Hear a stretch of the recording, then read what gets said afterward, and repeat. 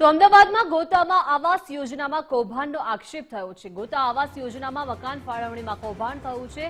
એએમસીના bogus પજેશન્સ લેટરથી મકાનો ફાળવી દીધા છે। વિપુલ સૈયદ અને શુક્લા નામના આરોપીઓએ આ લેટર આપ્યા છે। 21 મકાનોના બોગસ પજેશન્સ લેટર બનાવી મકાનો ફાળવી દીધા। એક મકાનના પજેશન્સ લેટરના ₹50,000 લીધા છે। જે મકાન નહોતા ફાળવ્યા તે મકાનના જ બોગસ પજેશન લેટર બનાવ્યા। ₹1700 કુલ 1700 આવાસોમાંથી 364 મકાનોના જ લેટર તંત્રએ બનાવ્યા છે અને વિપુલ ગ્રાહકો શોધતો સૈયદ અને શુક્લા બોગસ લેટર આપતા હતા। મકાન લેનારે ₹50,000 લીધાને એએમસીની પાવતી પણ આપતા। પોલીસે હાલ ફરિયાદ દાખલ કરી તપાસ શરૂ કરી છે।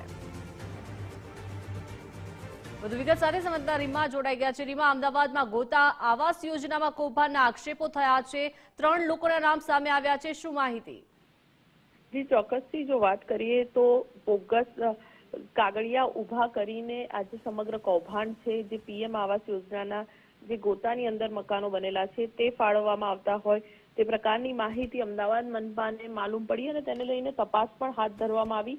ત્યારે માલુમ પડ્યું કે 21 જેટલા મકાનો છે જેમાં બોગસ લેટર છે જે આપવામાં આવ્યો અને તેના એક લેટરના આધાર ઉપર 50,000 એમ 10 લાખ 50,000 21 મકાનો દીઠ જે છે તે લેવામાં પણ આવ્યા, પરંતુ સમગ્ર મામલાની જાણ છે તે એસ્ટેટ વિભાગને થઈ। એસ્ટેટ વિભાગ દ્વારા તાત્કાલિક આ તમામ મકાનો છે જેને સીલ મારવામાં આવ્યા અને સાથે જ પોલીસની પણ મદદ લેવામાં આવી। પોલીસ ફરિયાદ પણ છે તે દાખલ કરી દેવામાં આવી સમગ્ર ઘટનાને લઈને।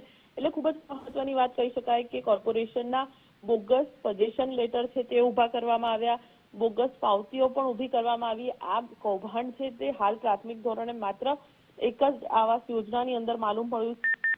આ સમગ્ર ઘટના બહાર આવ્યા બાદ ક્યાંક એવી પણ શંકા છે કે અન્ય આવાસો છે એમાં પણ આ 3 અને અન્ય આરોપીઓ છે તે લોકો સાથે મળીને કદાચ આ જ પ્રકારના બોગસ પજેશન લેટર જે છે તે પણ ક્યાંક આપતા હોય તો નવાઈ નહીં રહે। પરંતુ અત્યારની વાત કરીએ તો ₹10,50,000 છે તેની પણ વસૂલાત છે તે આ તમામ આરોપીઓ પાસેથી કરી દેવામાં આવી છે અને સાથે જ એવા લોકો કે જે 21 લોકો આ મકાનોની અંદર રહેવા આવ્યા હતા તે તમામને પણ પૂછપરછ છે તે પણ હાલ પોલીસ દ્વારા કરવામાં આવી રહી છે કે આ પ્રકારની માહિતીઓ તેમના સુધી કેવી રીતે મળી હતી અને શું તેમાં તેમની સંડોવણી છે, તેમનો કેટલો રોલ છે, તે તમામ મહત્વના મુદ્દાઓને લઈને હવે પોલીસે પણ આ સમગ્ર ઘટનાને લઈને તપાસ છે તે તેજ કરી છે અને કોર્પોરેશન પણ ક્યાંક કોર્પોરેશનના કોઈ અધિકારીઓની મિલીભગત છે કે કેમ તે તમામ મુદ્દાઓને લઈને પણ હવે પોલીસ છે તે તપાસ કરી રહી છે।